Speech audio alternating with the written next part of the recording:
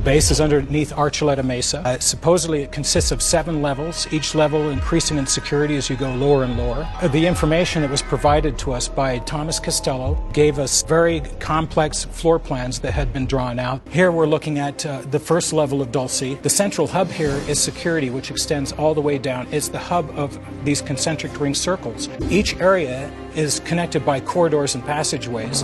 Level 2, they strip you down and take all your personal clothing, they weigh your body, they take biometric scans of you and everything, so in case you're trying to smuggle something out, they know exactly what you ate, they know exactly how much you should weigh, they know if you have something in your stomach. Well, you would have to with something like this. They're frightened that it would be discovered that humans were being experimented on for genetic research. Well, level 3, we have the computer bank area. This is where they contain all command, control, communications, and intelligence. Well, it starts getting more interesting at level 4. Here's where they get some of the more exotic research. They've studied the human aura, all aspects of telepathy, hypnosis, dreams, both. They call level 6 Nightmare Hall. You have aliens experimenting on humans, humans experimenting on aliens. They feel that you can sacrifice the one for the many. There's nobody safe. This is where all the genetic experimentation is occurring, where they fuse animals and humans together. 2 or 3 years ago, a mouse with a human ear growing out of its back. Do you remember seeing that? Remember,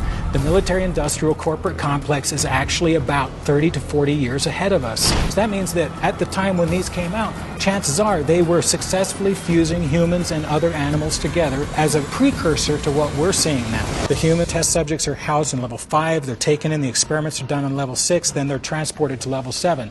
This is the horrific area. Guards, like Thomas said, that they had the cages.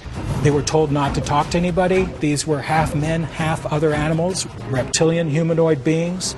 The small grays. When you absorb all of the Dulce information, you have to ask yourself, do you dare risk doing research on mice where if you could use a human being, you could advance your research by 30 years? Back in June 11th, 1972, in the LA Times, the lead physicist for the RAND Corporation, he said that in 1972, the government had the technology to excavate tunnels across the United States and put maglev trains in that were capable of doing 10 to 14,000 miles an hour.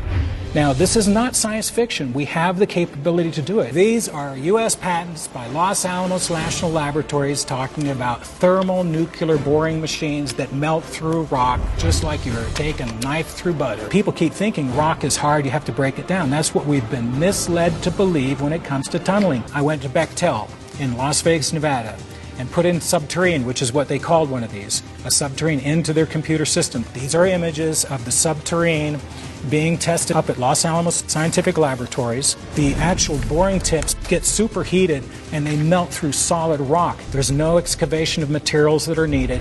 The rock penetrates, cracks, and presses liquid molten glass up through a lining all the way around it. Early 1970s, there are plans for a network of underground tube shuttles. There are tube shuttle systems leading out of the base. Absolutely.